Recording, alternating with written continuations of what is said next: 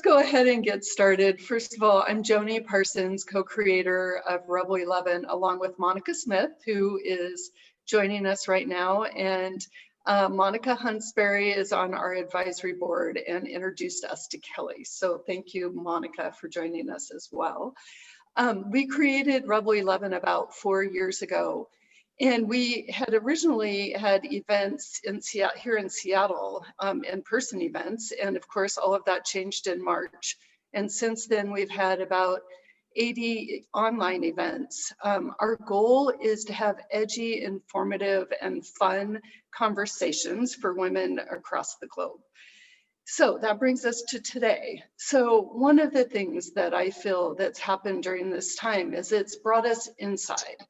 And I don't know about you, but I've done more cooking lately. I've done more home improvement projects. I've done a lot in the kitchen, including my boyfriend. He's been trying to master sourdough since the beginning in March, including he started baking this morning. You can see that right back here.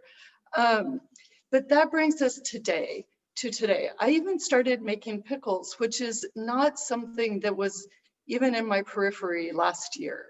So it seems very apropos to me that we have Kelly joining us from Kansas today, and she is the creator of McVicker's Pickles, along with, she's the author of this amazing book called Essential Vegetable Fermentation.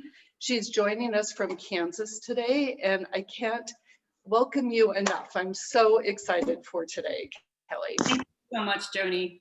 I'm so excited to be here. I love that we have, everyone across the country and even a few folks outside of the US. So I am super excited to sort of connect via the microbes with you all today. So thank you for having me.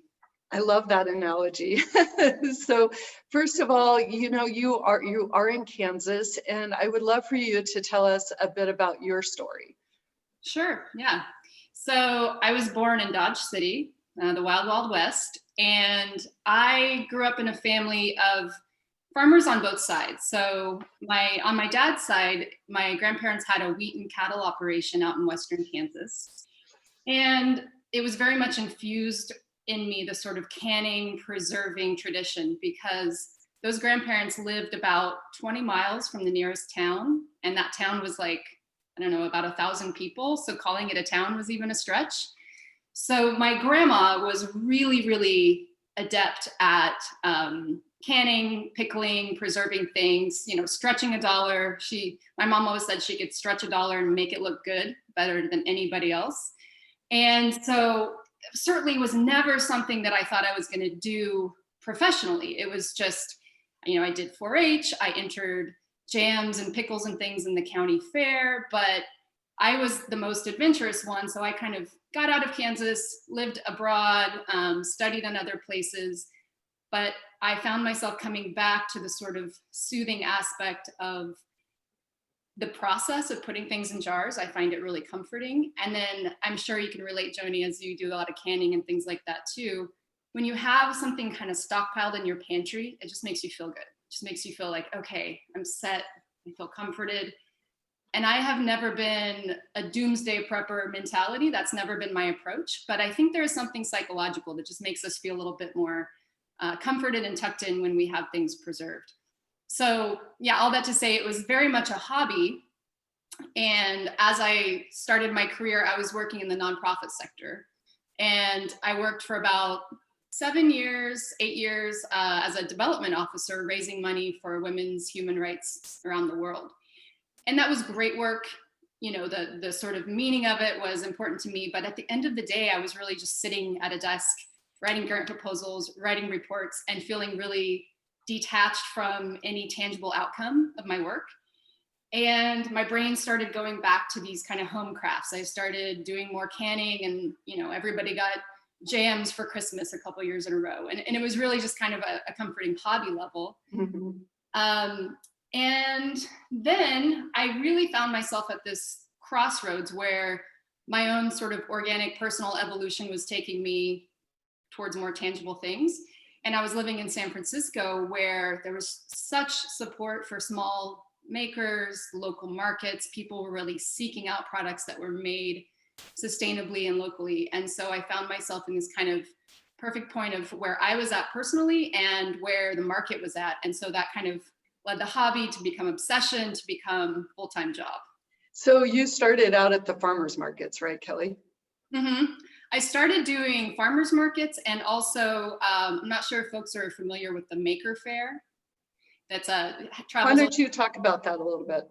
Yeah, so, and unfortunately they stopped doing it. I think they did the last one last year, but it originally was a fair that was more about robotics and science and kind of engineering crafts or, projects, and it opened up to the food world. So I started a couple of, doing booths at the Maker Fair and really kind of connecting to the science of it. And it brought me back to my 4-H days.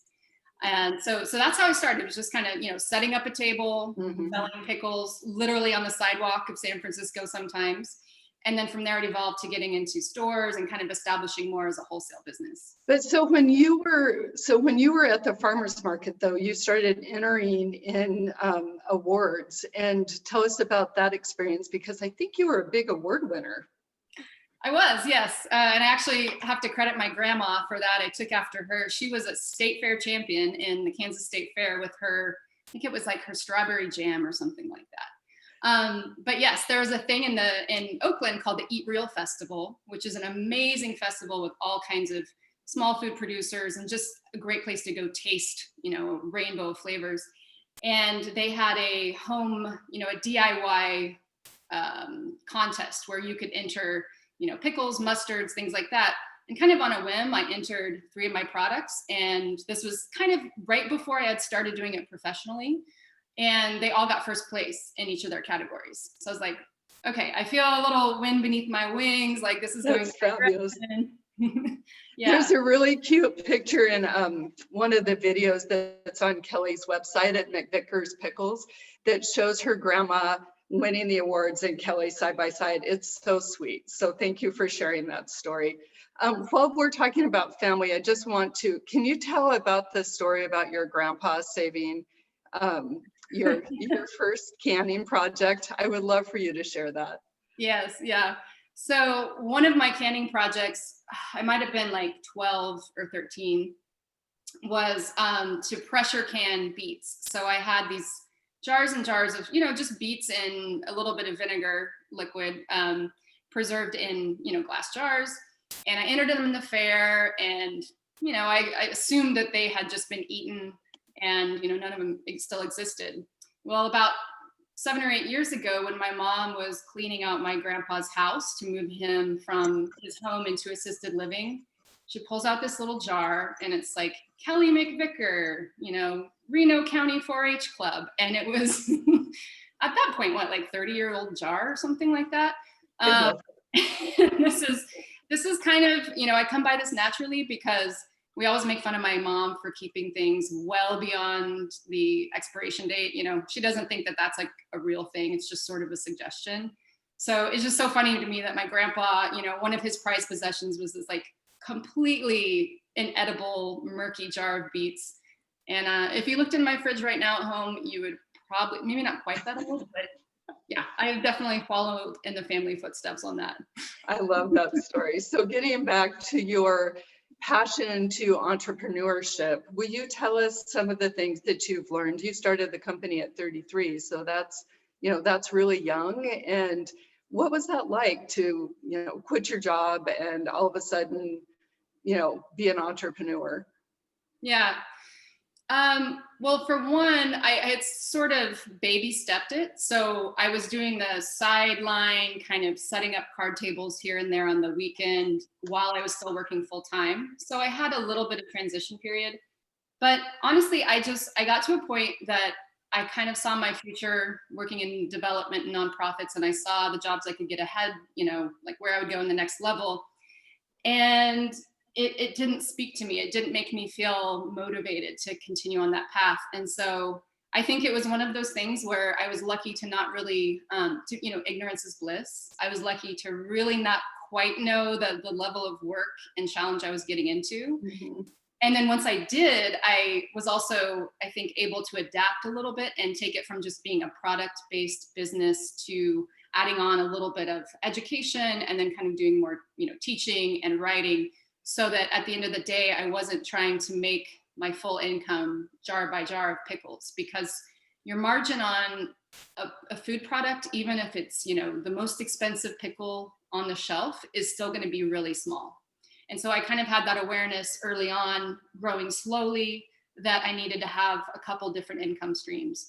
And I also was lucky to have really great mentors. The Bay Area is super rich in people who will help you out and give you advice. I didn't really find competition in the sense of people trying to shut me out. If anything, it was encouraging. And so it helped me really be able to see people who had gone ahead and, for example, started out, gotten in Whole Foods right away, and then kind of collapsed because they weren't making that margin enough to really sustain the business. And so I had a little bit of an ability to see, okay, I need to do this slightly different way. Well, I think it's great that you have diversified into classes and then also teaching at the corporate level, giving classes to people at large companies. We are going to be doing a demonstration in a little bit, but I'd love for you to talk about, Kelly, just tell us about fermentation during this time of COVID and how important that is for our nutrition and our health right now. And then we'll go into some more of the history, but tell us about fermentation. Yeah. So I want to take us to the sort of basics of fermentation and explain how it's different from vinegar pickling. So with vinegar pickling, and this is where you mix some vinegar, salt, water into a brine, and you pour it over your veggies, and then you might can them or you might refrigerate them. You are adding the acid in the form of the vinegar, and what that does is it shocks and kind of kills all the bacteria. Good, bad, ugly. It doesn't differentiate. It just sort of sterilizes all of that. When we ferment, we're more interacting and collaborating with the bacteria.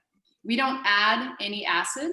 We add salt, and then the salt, through the transformation of the fermentation process, creates its own acid. So it acidifies what's ever in the jar, if it's sauerkraut, pickles, kimchi, whatever. And that is what gives it the sour flavor, the sort of tangy flavor, and that's what makes it last longer. So initially, by adding that salt, we create an environment where, I've got some carrots here. So everything that is grown in the soil has its own microbes on it that come from the earth.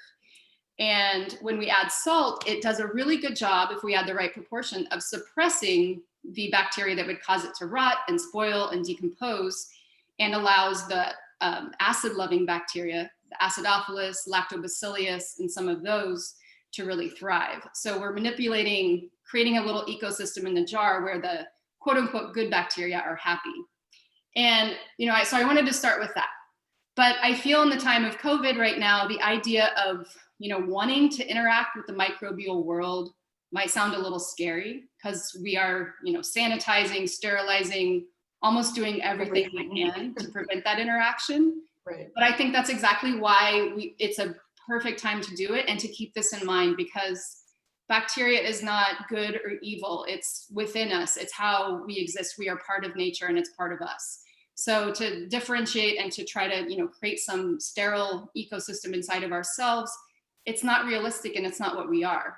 We are superorganisms. We are full of all these different types of bacteria. So when we understand what it's doing on a food science level, we can, like I said, kind of manipulate it and really collaborate so that the bacteria that will be beneficial to us in terms of helping boost some of the, what it does really is it's a few different things. And I can talk a little bit more about that later as I do the demo, but it helps, for one, break down the food. So whatever you're fermenting, it starts to break it down and makes it easier for your body to access whatever nutrients are in the vegetable or fruit or what you're fermenting. And then it also increases the amount of those nutrients themselves. So, you have a lot of vitamin C in cabbage. When you ferment it, it increases it. So it really gives you a lot of immunity benefits. A lot of people find it super helpful for their digestive system, especially now. I don't know about you guys, but I've been eating more takeout, just a different diet than I was pre-COVID. And so having something that can regulate your digestive system now is I think really helpful for a lot of people. Well, that digestive piece and also the immunity piece is so critical. I mean, everyone's talking, it's like, how do you boost your immunity right now? And this is definitely one way to do that. Do you have anything to add about the immunity boost benefits? Yeah, actually, I want to put a link to an article in the chat. We can send that out, Kelly, if you want to send that to me. Oh, look at you. Like I had it right there. Okay, good. So I really try to steer clear from, I'm not a nutritionist, I'm not a doctor. So I try to steer clear from telling people, hey, if you eat this, this is what it's going to do for your body.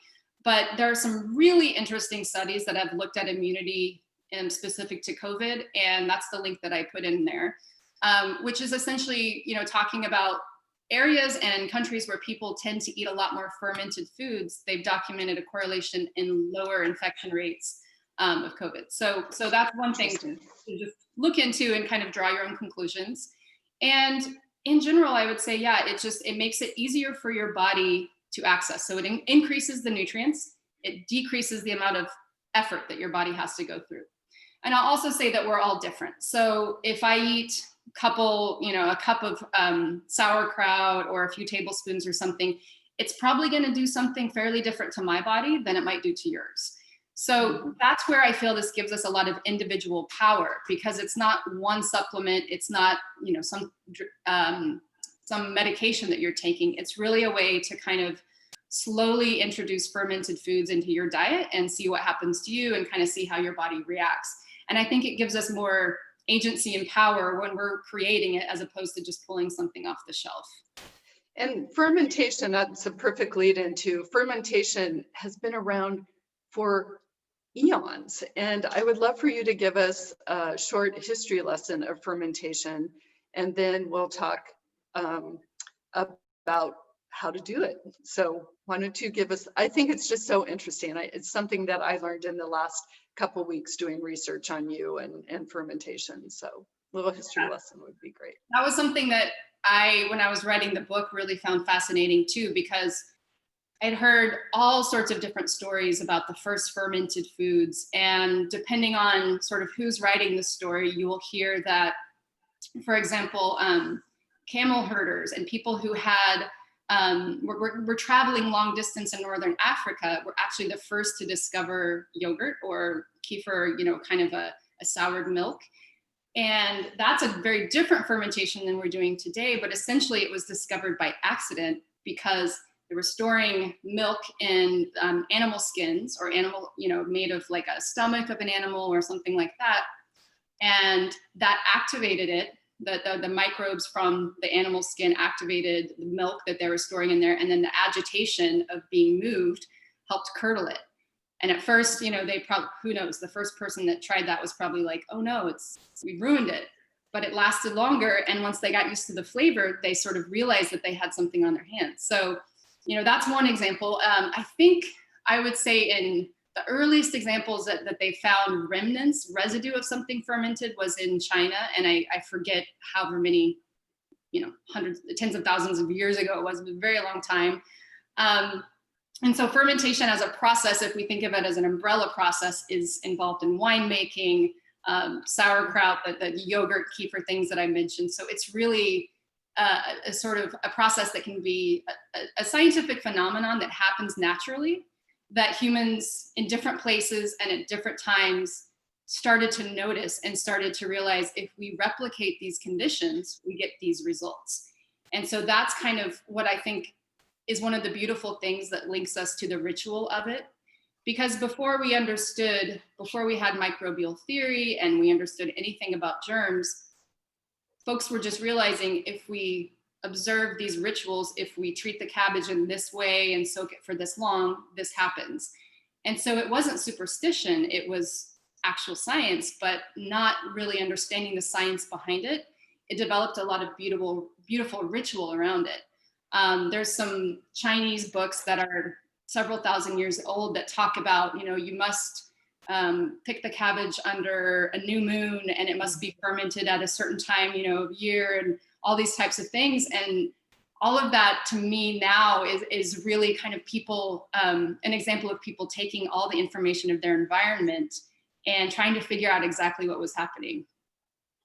That's so interesting. I mean, I want to now talk a little bit about the ritual of it. I mean, when I started, my first round of pickles, and then I did 2 this year, it was about the ritual and being in the kitchen and the preparing. And we even grew some cucumbers this year, and it was the first time for me. It's been a lot of firsts this year, but it was just the ritual. And then, going back to what you were saying about being in your home and having your grandma do it, and bringing that ritual through the family is just so amazing. And there's just something to it that just brings you home. Like, I felt so grounded while I was, in the kitchen making this fermented pickle that had been, this process has been around for so long. Anyway, it was a very grounding experience for me. One thing that I was really interested in too is I just didn't realize, Kelly, how many different things you can ferment. So will you talk about the vegetables and the fruits and the ones that you don't like to pickle? Sure, yeah. So I like to say, pretty much anything in the vegetable or fruit world can be fermented. Whether it's actually going to turn out great is another story. So most of anything that's got a really solid kind of crunchy cell structure, like cabbage, cauliflower, carrots, peppers, all of those veggies are really, onions even are excellent for fermenting. In my book, I have several recipes for leafy greens, like fermenting, cilantro leaves, shiso, some herbs and things like that. But the more delicate the structure and the texture of whatever you're fermenting, the sort of more tenderly you have to treat it, and generally the shorter time period you're going to be fermenting it for. So when it's something like cabbage, even though it's a leafy thing, it's got a pretty dense and crunchy texture to it. But when we're going for something that's cilantro leaves, that might be something that you would ferment for just a couple days. With fruit, what happens with fruit is that it has such a higher sugar concentration than your veggies do, that you need to treat it a little differently in terms of generally fermenting for a shorter period of time. So, 2 or 3 days for a fruit-based ferment is probably more ideal than, say, 2 or 3 weeks for a sauerkraut or something like that. And also for fruit, I like to mix the two together. So say, for example, I want to make a fermented mango salsa.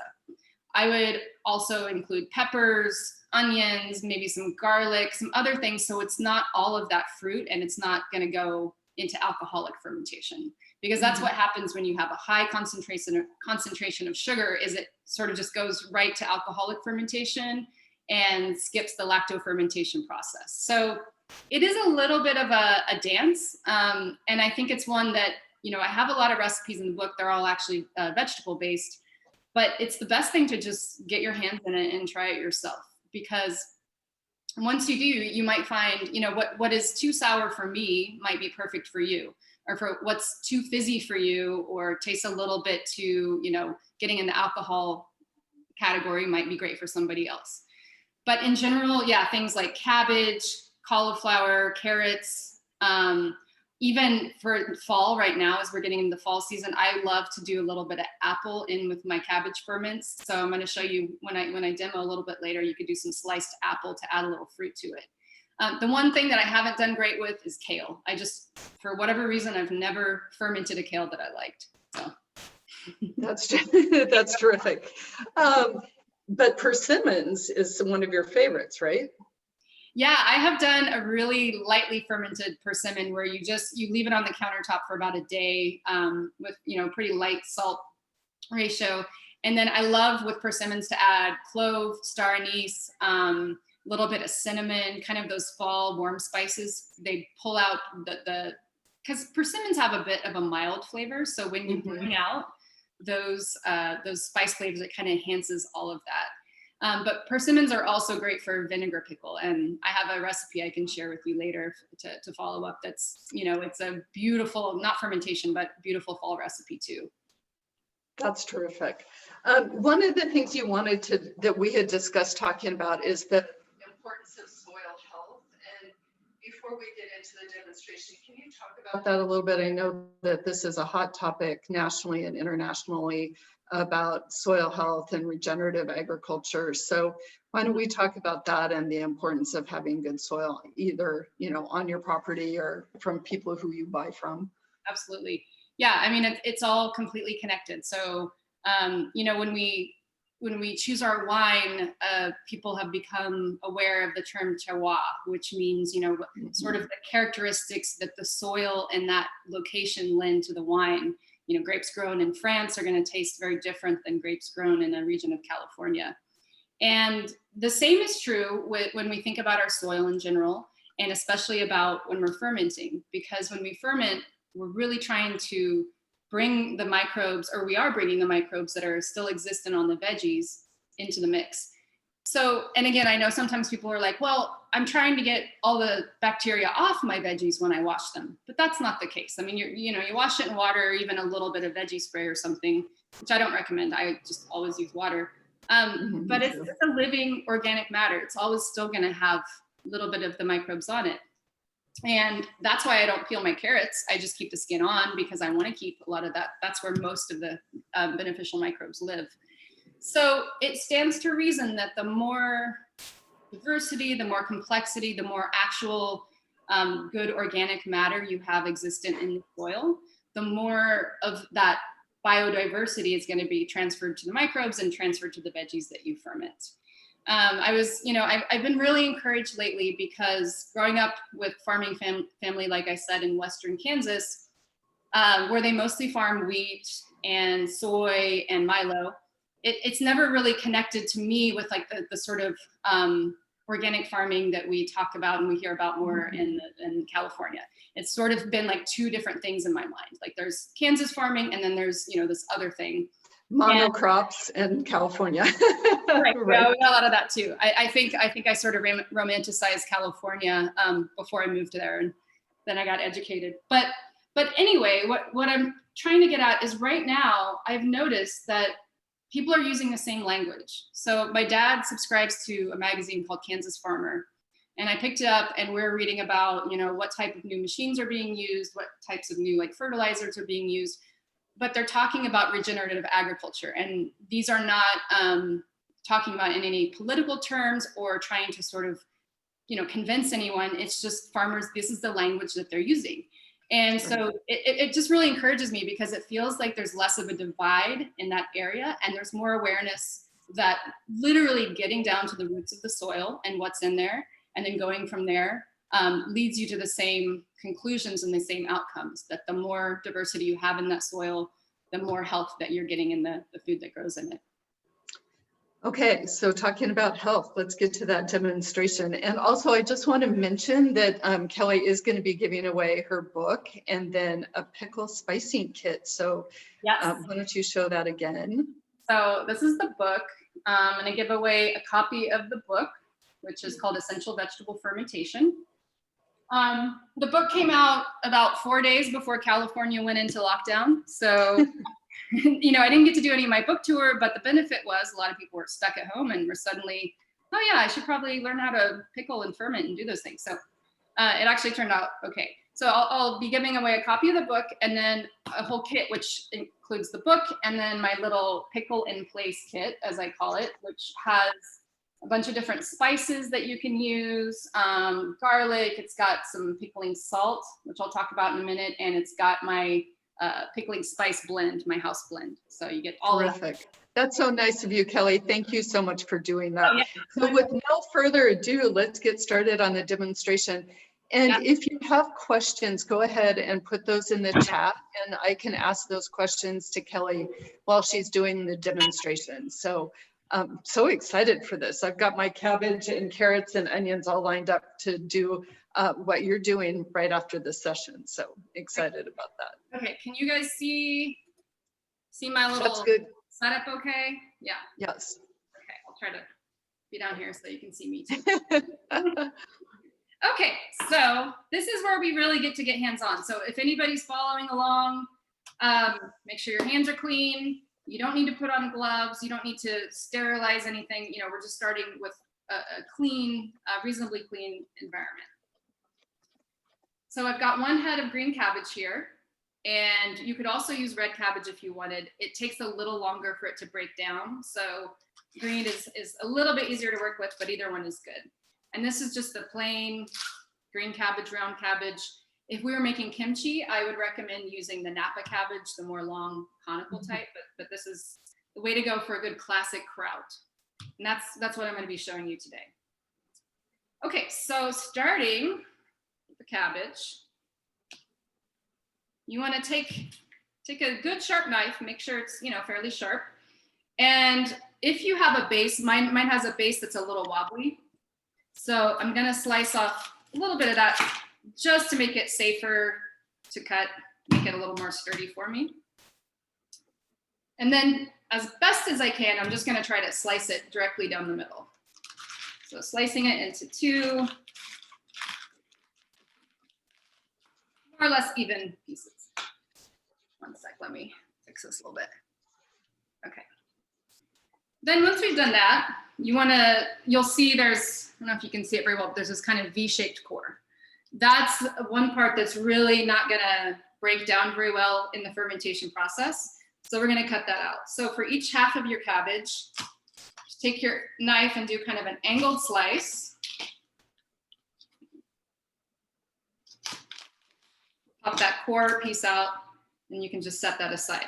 Oh, and I should mention, I always like to take that first outer leaf probably has a little damage, maybe some blemishes from transport. So I usually just kind of compost that first outer leaf.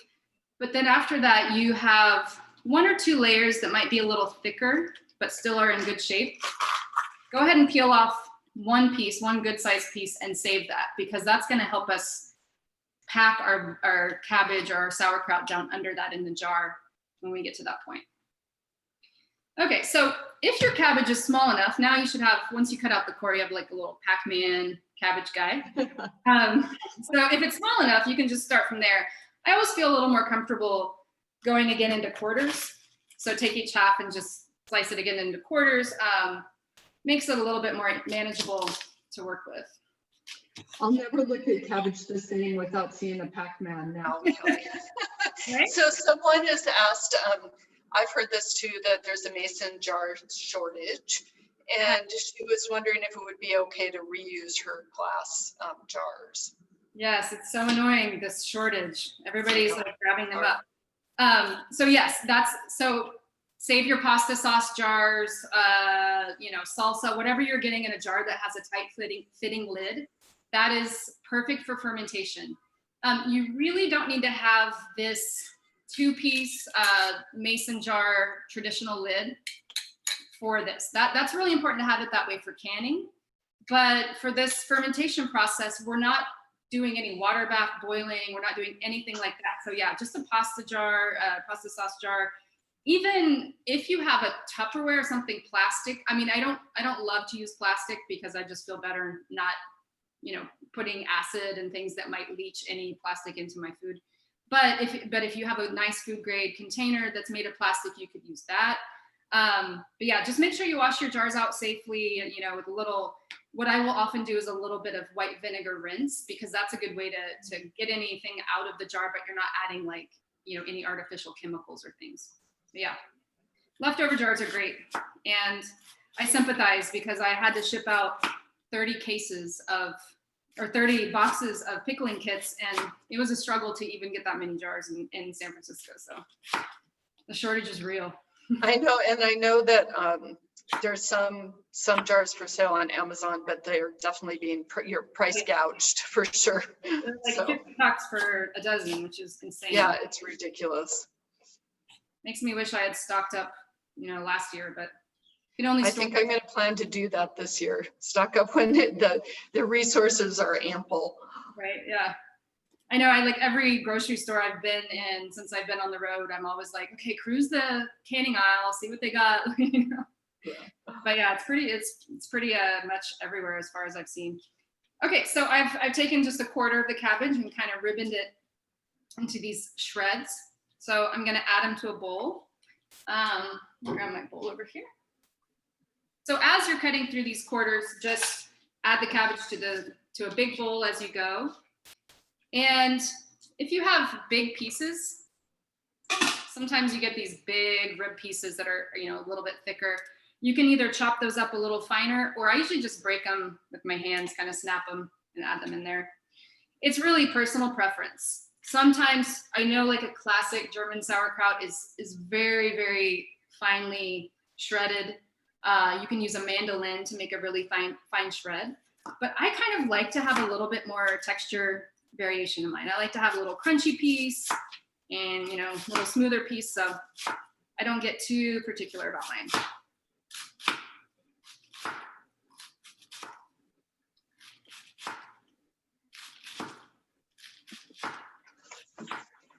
But the cabbage does make it pretty easy because, just doing those thin little slices, because of the way it's nestled in there, it's already ribboned. So you can kind of just mix it all in. And we're gonna be, this is part of the tactile experience here, is you really want to use your muscle and break this down. And it's not like kneading bread where if you go too far, you overdo it. You can really use as much muscle and get as much aggression as you have out. Especially leading up to the election, I find this very therapeutic.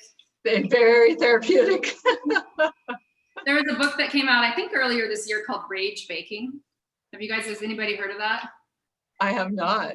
Yeah, I forget the author. It's a woman, of course, who was like talking about how baking had given her an outlet for her rage, because she could kind of like pound the dough and all the tactile experience. So again, you can really put your muscle into this. I'm finding some big pieces here, so I'm just kind of breaking those up. But what we're trying to do now is kind of crush those cell walls. So we're really trying to break it down with our hands, and hopefully you can hear that crunch. That's part of the whole sensory experience. So I'm starting to smell that cabbagey smell, which depending on how you feel about cabbage might not be your favorite smell, but it's very soothing to me. And I can feel as I'm doing that too, not only the crunching, but getting a little bit of the moisture, the liquid being released from the cabbage on my hands. Mm. And once I start adding salt, we're gonna get even more of that. So let me do one more piece. Do this guy.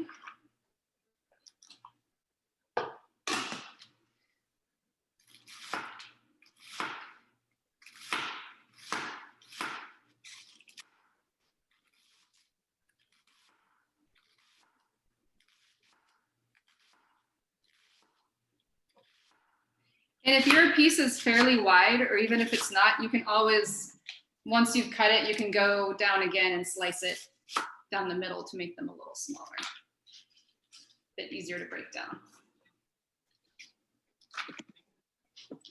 Okay, so once I've got my cabbage shredded up, I'm gonna go ahead and add my salt right away, because time is gonna work on our hand, or in our advantage here. The more time that we let it sit in that salt, that's gonna help it break it down. So I'll add the salt, and then as I'm chopping my other veggies, that'll give it a bit more time to work its magic.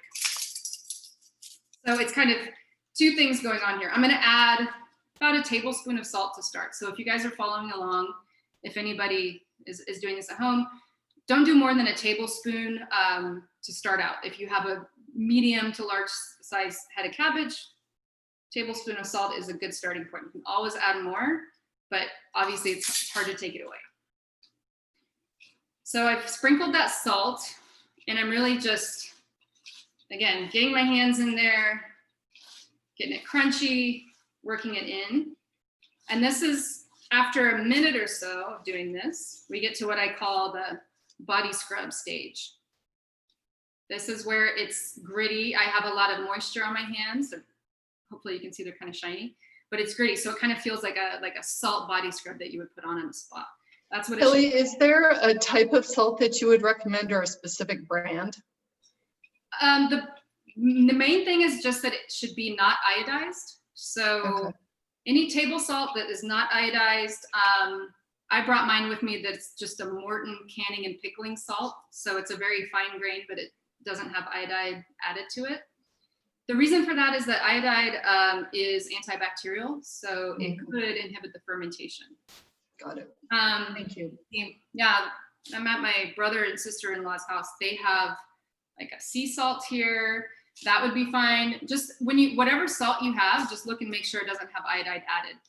The other thing I'll say is that different salts have different density based on, the size of the crystal. So that's why I kind of say a tablespoon and go from there, because with all of this, it's best to really taste and feel and respond to the cabbage as it goes, as opposed to giving a precise measurement. Okay, so I'm really feeling more moisture come out of there. So I'm gonna now it's broken down a little bit. It's wilted a tiny bit, but it's still pretty firm. So I'm just gonna let that sit aside. Move on to the other goodies that I'm gonna add in here. So got a jalapeno. I'm gonna keep this out for mine because I have a 2-year-old and a 6-year-old niece here, and I'm not sure how much spice they want in their lives. So I'm gonna leave this out.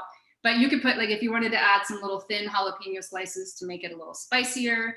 I love to add red onion or just plain white onion, but the red is nice because it gives you a little color variation. So with all of these, just thinking of thin slices or shapes that will integrate well with the cabbage. So I'm just doing thin little slices of this onion.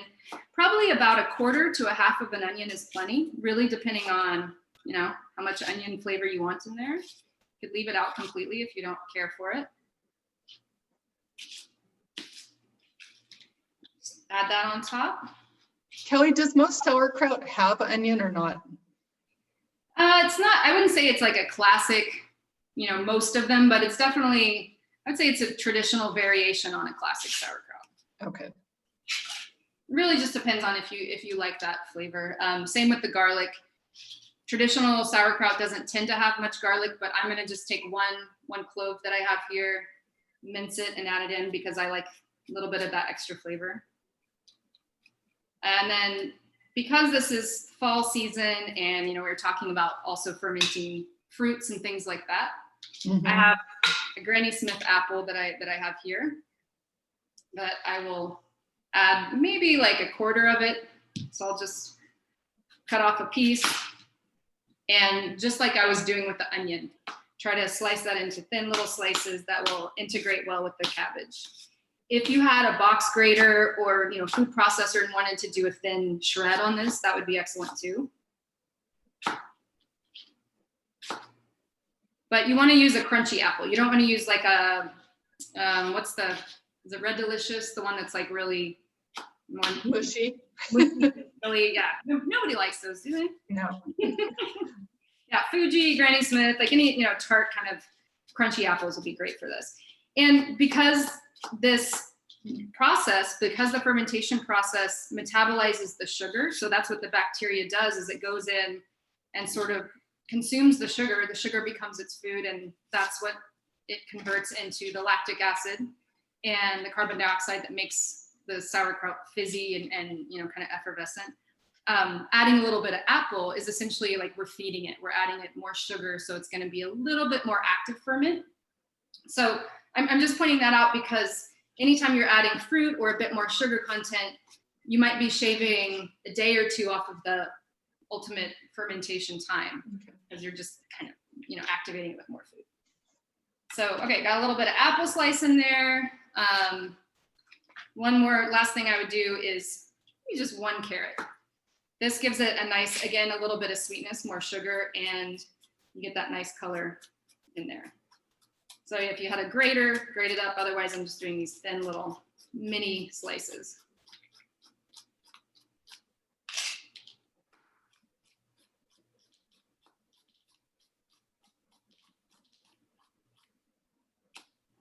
And in the book, Kelly, you have several different types of krauts that you can make. I was looking through you know, you have your basic one, and then you have, I mean, you have so many different things, your classic kraut, and then you have a tutorial, and it's just so lovely. It's such a nice book if you can see this. It's got drawings in it, and then it has what the equipment that you need. So say, for instance, here for classic sauerkraut, it says 30 minutes, equipment, cutting board, muddler, wooden spoon and pounder, large bowl. I mean, it's so lovely to be able to know exactly what you need.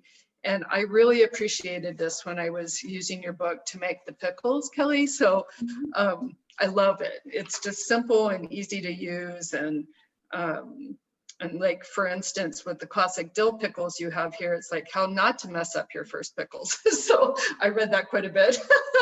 Right. Yeah, because it's funny, you know, when we think of pickles, we often think of cucumbers.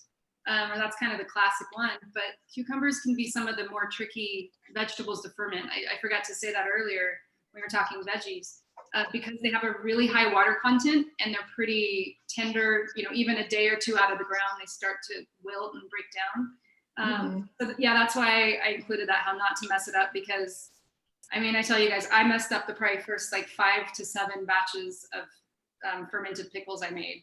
Probably because I was overconfident. I was an experienced vinegar pickler. And so I thought, I know what I'm doing. And fermentation and vinegar pickling are completely different processes. Interesting. But it's exciting to know them both.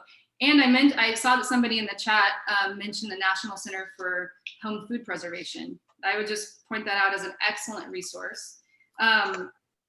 I got certified several years ago as a master food preserver, and all of the training is through that center. It's, well, in California, it's through the UC extension.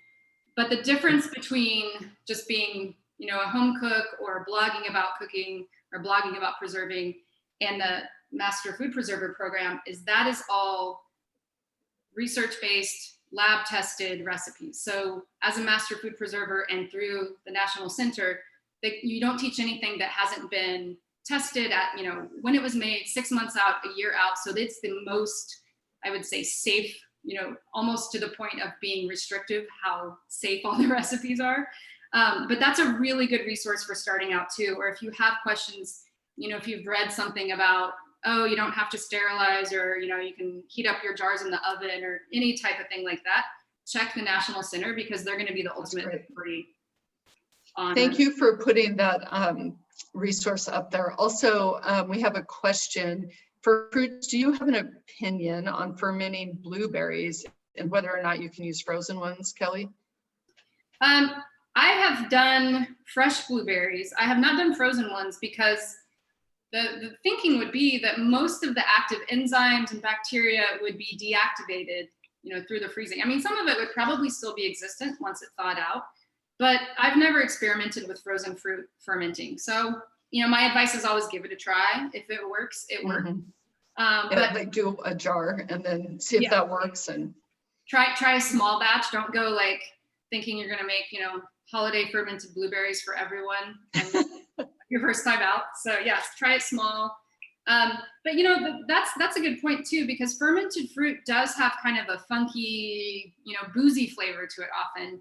Some people love that, some people don't. So you know, a lot of it comes down to just what your palate likes. Okay, so I just want to check in on how this is looking. You guys can see that pretty well. It kind of just looks like a nice crunchy slaw. I'm getting a lot of moisture on my hands, you know, nice shiny hands, and all of that salt is integrated. I don't feel any salty bits. This is a great time to take just a little piece of the cabbage and taste it. So you get to use that sense right away. It's not fermented yet. It hasn't even begun fermenting. But at this point, when you taste it, it should taste a little bit saltier than you would like to eat it. Like if this was a salad, you would think, I might have tiny bit oversalted it. It tastes good to me. I think it could have a little bit more because it tastes about like how I would want it. So since I only put a tablespoon, I'm gonna go for another, about like 1/3 of a tablespoon, and just add some additional salt. And I'll let that kind of work in for a minute or two. And with all of this, you can kind of let time do the work, or you can get aggressive with your hands. So if I had something else to do right now, what I would do is put a towel over this, set it aside, walk away for 20, 30 minutes, come back, and just that amount of time would have helped release more and more liquid from it. But if I just want to stay here, if I have more, tension and aggression to get out, I can just keep massaging, and that will do everything. So it really depends on your schedule. But I will show you, I did some ahead of time. I had a little bit of red cabbage. So this is kind of magic of television fast forward. Nice job. Yeah, I did this about half an hour before we joined each other. So hopefully you can see that liquid that's as I squeeze, it's really dripping out. And if I pull the cabbage aside, in the bottom of the bowl, you can see that juice kind of sloshing and pooling. So that's all moisture that the cabbage has released.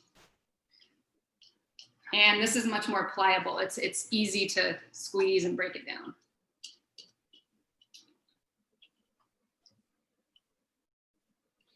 I'll go ahead and mix that in, because why not? Add a little extra color to it. And again, you probably want to let this sit a little bit longer. I know we're getting up to the end of time, so I'll go ahead and show how we would want to pack this into a jar. But what I would say is you might want to let it sit a little bit longer time to make sure you're getting more juice released. And the more juice that you have released from this, the easier it's going to be to tuck everything under the brine, which is ultimately what we want. Oh, and last thing, I haven't added any spices yet. So just pulled some random spices from my sister-in-law's cabinet. I've got some basil leaves, some oregano, thyme leaves.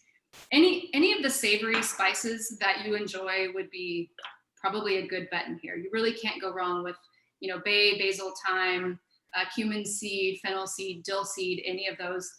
I tend to like whole spices because if they're ground up, they make it a little bit, muddy and kind of brown color. So you don't use a muddler in advance if you're using a whole seed? I use the muddler more to press everything into the jar, which I'll do in a second. Okay.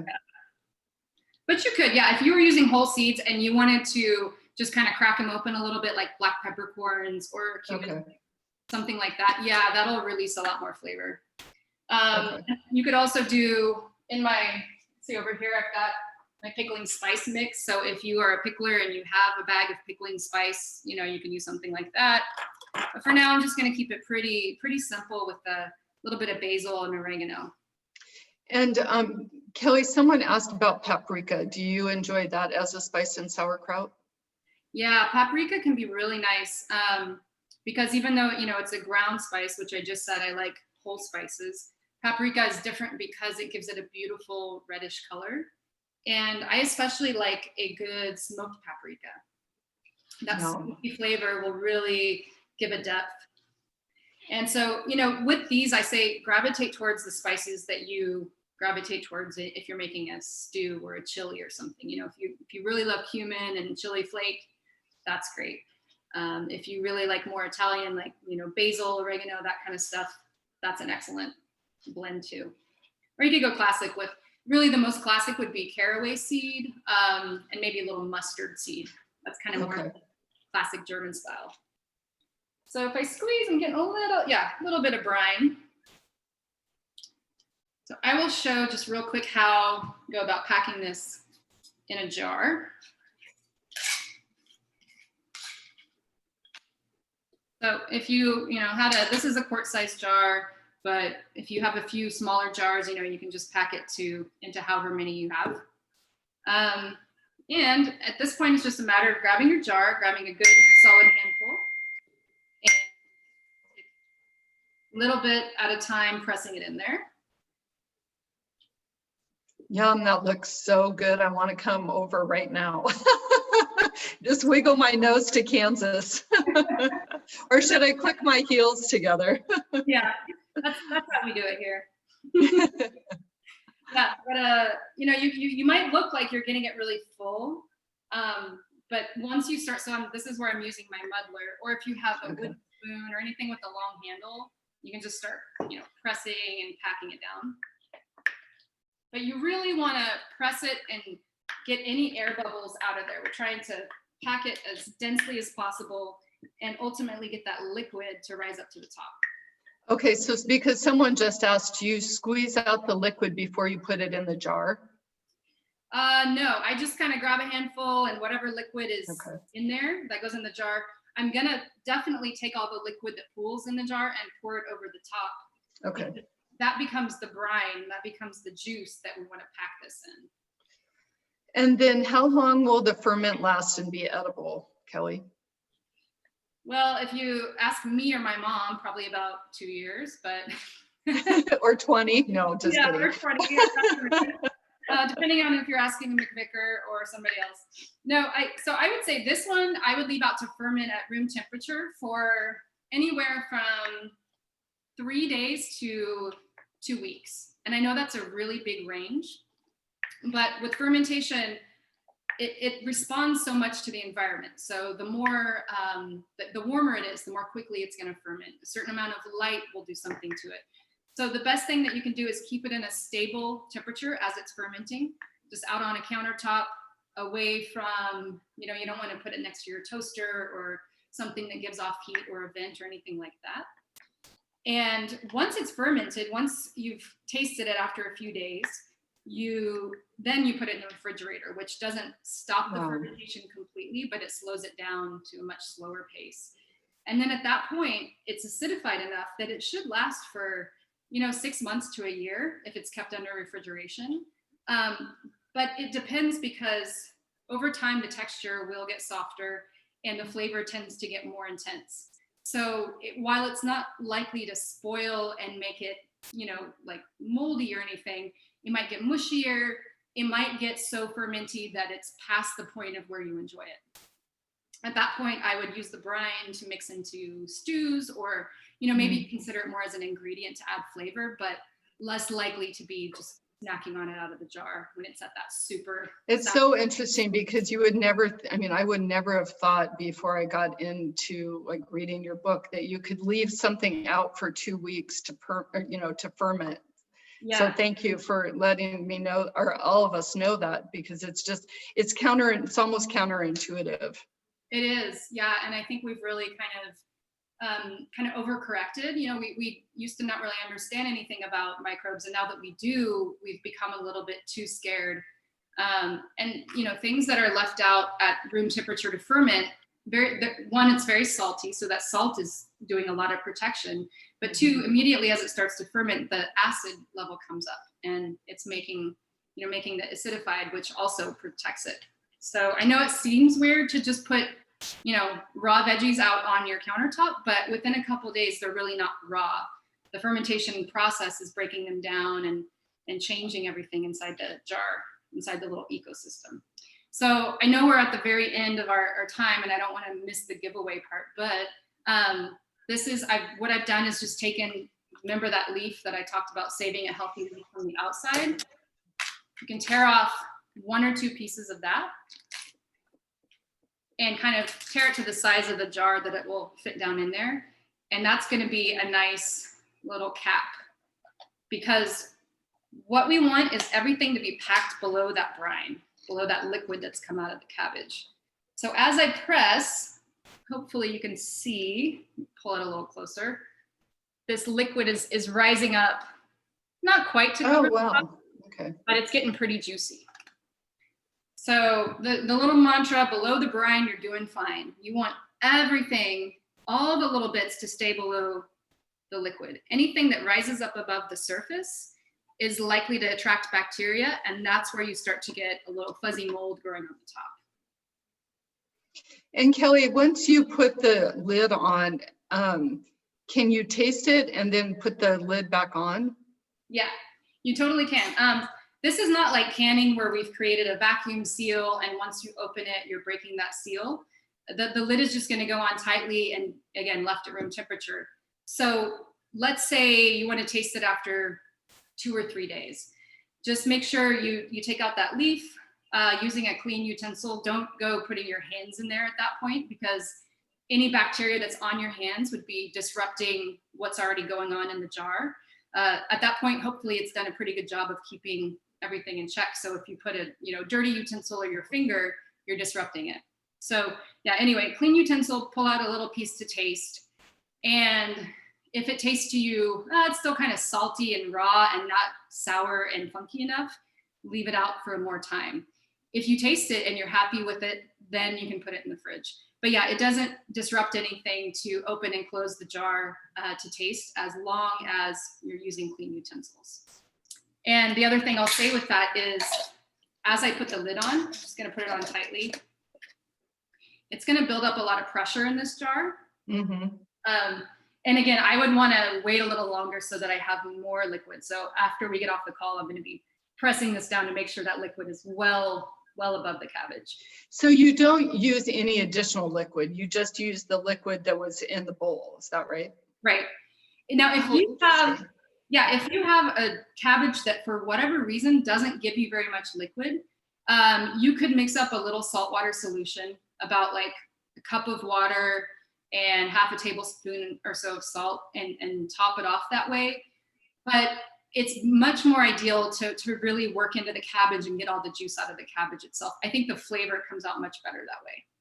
Okay, great. Is there any other questions? Someone said Mason Tops has a silicone venting lid that will fit any mason jar. Have you used that, Kelly? I have, yeah. I've tried all the gadgets. There's the Mason Tops. There's Ferment tools. They have like a metal one. And really, I like to start when I'm demoing. I don't want people to feel like they have to buy any special gadgets. So I will just show you how to do it with this. Having said that, the Mason Tops or the airlocks, there's one that's kind of like that is used for microbrewing, that creates a one-way valve that allows the gas to escape. Those are make it a little bit more foolproof, make it a little easier. Once you get into the rhythm, you don't have to check the jar and check for pressure as frequently. But they're sort of bonus added. They're not essential to doing. Okay. And then do you put that on pretty tightly, or do you leave it looser? Yeah, so I put mine on pretty tightly because I know I'm going to remember to check and say tomorrow, watch for the pressure. And if it's getting really pressurized, I'll open and release it, just kind of crack it, release that pressure. If you're using one of the Mason Tops or something like that, that kind of takes care of itself. Some people will just leave it on loose. So put it, closed, but not really tighten it. And so then any pressure can kind of naturally escape between the band and the ring, or between the flat top and the ring. But if your jar is really full in that case, it might actually start overflowing. So just, it's kind of whichever you choose, keep an eye on it and make sure that it's not either overflowing or getting so tight with pressure that when you open it, it's, like sauerkraut fountain in your face. Wonderful. That can happen. So thank you. That was amazing. Are you all excited? I am. I can't wait to go cut up my cabbage back here. So, well, let's give away the book and the spicing jar and garlic and book. And we just randomly chose. And so it's Deborah and Elizabeth. So congratulations. Woo-hoo. If you would, I'm going to send you my email address here, or put my email address in the chat. And if you would email me your address, I will get that over to Kelly. So it's joni@parsonsandco.com. We are so thrilled, Kelly. Thank you so much. I'm just so inspired. And so thank you.